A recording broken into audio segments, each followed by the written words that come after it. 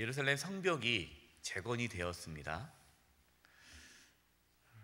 그런데 이 성벽이 재건되었지만 예루살렘 그 성을 지키려면 예루살렘 성 안에 유다 백성들이 많이 살아야 되잖아요. 살아야 되는데 성벽이 재건되었지만 유다 백성들이 많지 않아서 어려움을 겪는 거예요. 1차 포로 귀환, 그러니까 지금 느헤미야 때가 3차 포로 귀환을 한 겁니다. 근데 이제 1차 포로 귀환, 그때 가장 많이 왔는데요. 1차 포로 귀환 때 약 5만 명의 유다 백성들이 예루살렘으로 돌아왔어요. 그런데 잘 지내는데 성벽 재건하고 이제 뭐 성전을 재건하고 열심히 으쌰으쌰 살아가는데 성벽이 무너지고 그리고 여러 가지 이 예루살렘 유다 공동체를 해하려는 그러한 주변의 악한 대적들로 인해서 살기가 너무나 힘든 거예요. 성벽이라는 것은 그 당시에 성벽은 보호막이잖아요. 보호막. 언제 적군이 쳐들어올지 모르기 때문에 성벽이 중요한데 성벽이 무너졌다라는 것은 더 이상 그 예루살렘 공동체는 보호받을 수 없다는 뜻이거든요. 그러다 보니까 5만 명이나 살고 있었던 유다 백성들 중에 상당수가 그 예루살렘을 떠나 안전한 지역에 가서 살게 된 겁니다. 그러니까 성벽은 무너지고 또 예루살렘 살고 있던 유다 백성들, 포로 귀환했던 백성들은 또 흩어졌고, 그러니까 점점 어렵게 된 거죠. 그렇게 해서 이제 에스라가 와서 2차 하고 그리고 이제 3차 느헤미야가 와서 성벽을 재건했습니다. 그러나 여전히 예루살렘 성 안에는 유다 백성들이 없는 거예요. 그래서 이제 느헤미야는 기도하기 시작합니다. 하나님 어떻게 하면 좋습니까? 라고 기도하는 중에 하나님의 감동을 받아요. 하나님께서 감동을 주세요. 이것이 이제 5절이죠. 내 하나님이 내 마음에 뭐하사? 감동하사. 하나님께서 마음에 감동을 주신 거예요. 귀족들과 민장들과 백성을 모아. 자, 그 당시에 이제 세 가지의 계층이 있습니다. 귀족은 이제 최고 이제 엘리트죠. 이제 최고 지도자들이고, 민장들은 이제 중간 지도자층이에요. 그러니까 뭐 백부장 뭐 그 정도 되는 인원이겠죠. 10부장, 100부장. 그러니까 귀족들과 민장들과 그다음에 나머지 백성들, 이제 세 개의 이제 신분과 계층이 있는데 그들을 모아 그 계보도로 등록하게 하심으로. 그러니까 지금 이제 현재 예루살렘에 있는 유다 백성들을 다 조사하기 시작하는 거예요. 그러니까 계층별로 지금 귀족은 가족이 누구고 또 민장 그다음에 백성들을 쭉 해서 도대체 몇 명이 있는지, 지금 예루살렘 성에 몇 명, 누가 어느 가문이 살고 있는지를 조사하도록 하는 마음을 하나님께서 감동을 주셨다라는 겁니다. 이렇게 체계적으로 인구 조사가 돼야 어느 정도 돼야 이제 그 가족별로, 그 가문별로 또 그 출신별로 성을 지킬 수 있도록 배당을 하지 않겠습니까? 그래서 체계적인 또한 인구 배치를 위한 조사가 필요한 거죠. 그런데 이 일을 행정적인 일이죠. 그리고 어떻게 보면 성을 지키기 위한 그러한 뭐 합리적인 행정적인 일인데 느헤미야는 이것을 자기의 지혜, 자기의 어떤 능력으로 이러한 시스템을 만들었다고 말하지 않고 하나님께서 감동을 주셨다는 거예요. 여러분, 이것이 중요합니다. 그러니까 느헤미야는 자기의 지혜, 자기의 능력, 자신의 경험을 의지해서 하나님의 일을 하려고 했던 사람이 아니라 기도하는 가운데 하나님께서 주시는 지혜, 하나님께서 주시는 마음, 그 감동을 갖고 일을 했다는 겁니다. 이게 여러분 중요해요. 우리가 하나님 일을 할 때에 하나님의 감동을 받고 해야 됩니다. 감동이 있어야 돼요. 하나님께서 그 일에 대한 마음을 주셔야 돼요. 그렇지 않으면 해서는 안 돼요. 기다려야 돼요.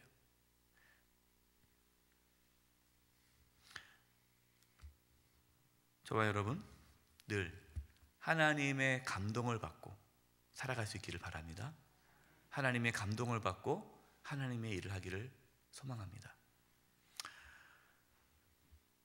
그러는 가운데 느헤미야가 1차 포로 귀환 명단을 보게 되었습니다. 이제 명단 작성을 하다가 이렇게 막 자료를 찾다 보니까 거기에 자료를 찾았는데 1차 포로 귀환 명단이 나왔어요. 느헤미야가 다시금 그 포로 귀환 1차 명단을 다시 정리를 합니다. 그래서 오늘 말씀에 쭉 우리가 이제 중간중간을 이제 뛰어넘었잖아요. 시간 관계상 쭉 명단 나오죠. 이 명단은요 1차 포로 귀환 5만 명에 대한 명단이에요. 그것이 가문별로, 또 지역별로, 출신별로, 또 계층별로 이게 쭉 정리해 놓은 겁니다. 당시 바벨론에 포로 생활했던, 바벨론에서 포로 생활했던 유다 백성들이 최소 한 150만 명이다라고 추론을 해요. 왜냐하면은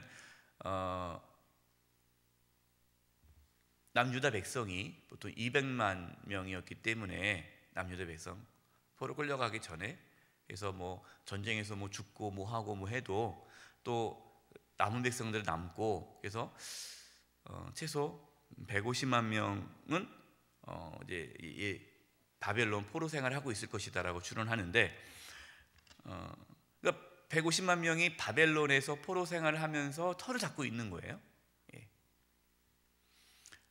물론 이제 바벨론 포로 생활할 때는 힘들었지만 페르시아가 바벨론을 점령했잖아요. 그래서 페르시아가 그 땅을 점령했기 때문에 이 유다 백성들이 바벨론 포로 생활을 한다고 해서 뭐 감옥에 있거나 그런 게 아니라 그냥 그 자리에서 터 잡고 살아가는 거예요. 그러니까 이주를 한 거고, 바벨론 어떤 통치 아래서 이렇게 살아가기 때문에 뭐 거기 안에서도 터를 잡고 또 잘 사는 사람도 있었어요. 그러니까 150만 명이 바벨론에서 터 잡고 잘 살아가고 있는데, 다시 황폐한 예루살렘 땅으로 가서, 예루살렘은 그 당시에 황폐해져 있잖아요. 황폐해져 있는 예루살렘에 가서 다시 유다 공동체를, 예루살렘 성을 짓고 유다 공동체를 회복하자고 했을 때 150만 명 중에 따라간 사람이 5만 명이라는 거예요. 많지가 않죠. 여러분, 이것이 쉬운 일일까요? 어려운 일일까요? 어려운 일이에요. 그러니까 바벨론 포로로 귀환한다는 것이요, 성공을 바라고 내려간 것이 아니라 자신의 모든 기득권을 내려놓고 내려가야 돼요. 그러니까 희생을 해야 한다는 거예요. 섬김을 해야 한다는 거예요. 5만 명의 사람들은 자신의 이익보다 하나님의 구원을 이루기 위해 힘든 포로 귀환의 삶을 선택했다라는 겁니다. 그래서 그 명단의 이름을 쫙 기록해 준 거예요. 왜? 너무 귀하니까. 저와 여러분도 마찬가지입니다. 우린 그리스도인 아닙니까? 그리스도인들은 예수님을 따라 좁은 길, 십자가의 길을 걷는 자들이에요. 공동체를 세우려면요, 헌신자가 필요합니다. 저는 이 새벽에 나오시는 우리 성도님들께서 우리 교회 또 이 나라를 지키는 귀한 헌신자라고 생각을 해요. 이 새벽에 여러분 교회를 위해서 기도해 주시고 또 나라와 가정을 위해 기도해 주시기 바랍니다. 여러분들이 헌신자예요. 8절부터 38절까지는 가족별, 지역별 포로 귀환자 숫자가 나오고요. 39절부터 60절까지는 이제 제사장, 레위 사람, 노래하는 자, 성전 문지기 등 성전을 섬기는 자들이 나옵니다. 예루살렘 공동체가 바로 세워지려면 뭐가 회복돼야 돼요? 예배가 회복돼야 돼요. 예배. 그래서 성전에서 섬기는 예배 인도자들, 예배를 섬기는 제사장, 레위인, 노래하는 자, 성전 문지기들이 필요하죠. 그래서 이제 그분들의 명들이 쭉 나오는 겁니다. 우리의 삶도 마찬가지입니다. 우리의 공동체, 가정, 우리 교회, 또 이 나라가 회복되려면 예배가 회복돼야 돼요. 예배가 회복되었다라는 것은 하나님과의 관계가 회복되어져야 된다는 겁니다. 예배라는 건 단순히 뭐 교회 와서 예배드린 게 예배의 의미가 아니에요. 예배가 회복된다는 것은 하나님과의 관계가 회복되어져야 된다. 모든 공동체의 회복은 예배가 살아야 돼요. 그래서 우리의 가정이 살아나려면 가정 안에서의 하나님과 관계 회복되어야 되고, 교회가 회복되려면 교회 공동체 안에 모든 성도님들이 하나님 관계가 회복되어야 되는 거예요. 그래서 여러분, 하나님과의 관계 회복을 위해 힘쓸 수 있기를 바랍니다. 또 포로기한 1차 명단에서 보니까 족보가 불분명한 자들이 나왔어요. 근데 그들 중에는 제사장도 포함되어 있습니다. 제사장인데, 그러니까 지금 1차 포로 귀한 분들 중에 지금까지 이렇게 쭉 있는 중에 아직도 그 후손들이 있는 거예요, 자손들이. 그런데 그 1차 포로 귀한 명단 보니까 지금 본인들이 제사장이라고 얘기를 하는데 족보가 불분명해요. 그러니까 그 말이 뭐냐, 한마디로 이 사람이 제사장이라는 확실한 근거가 없어요. 근데 본인은 제사장이라는 거예요. 그러면 느헤미야는 어떻게 했느냐? 정말 이 사람이 제사장 가문인지가 정확하지 않으니까 정확히 밝혀질 때까지 제사장 직분을 갖지 못하도록 막습니다. 여러분, 이것이 중요해요. 이게 뭐냐면 지금 제사장의 숫자가 부족합니다. 근데 느헤미야는 사람이 부족하다고 해서 대충 사람을 세우지 않아요. 하나님께서 말씀하신 대로 제사를 드리기 위해 최선을 다했습니다.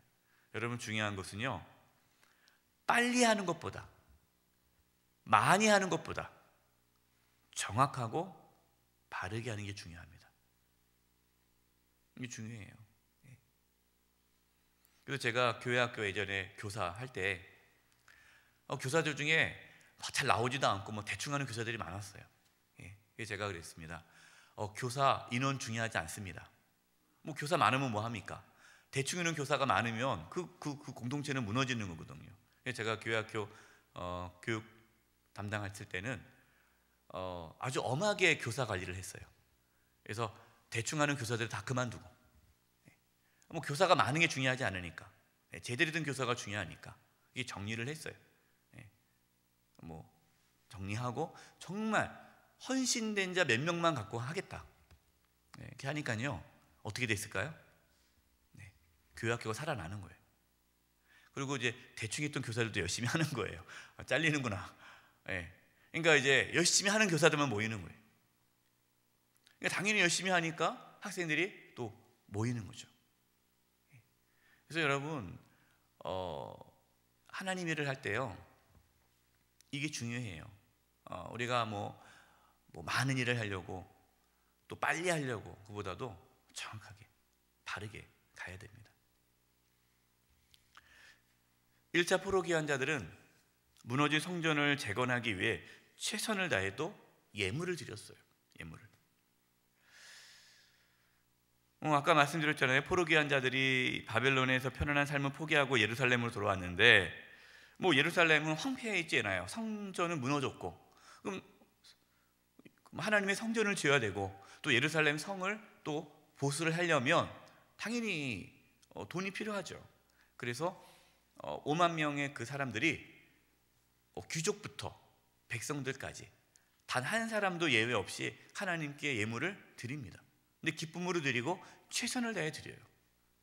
그래서 그분들의 물질적인 헌신과 또 육체적인 헌신을 통해 예루살렘 그 공동체가 세워져 갔다라는 겁니다. 우리에게도 그동안 50년 동안, 우리가 50주년 아닙니까? 제가 이제 50년을 쭉 준비하면서 이제 앞으로 이제 미래를 비전을 준비하는데, 하나님께서 최근에 저에게 주시는 마음은 50년 동안 수고한 성도들의 그 눈물과 헌신이 있었다라는 것을 계속해서 말씀해 주세요. 그래서 그 부분을 우리가 감사하고, 또 앞으로 50년, 또 그 50년에 또 교회가 하나님께서 기뻐하는 교회로 나아가려면, 또 지금까지 50년 동안 수고했던 성도님이 있어서 우리 교회가 이렇게 아름다웠던 것처럼 이제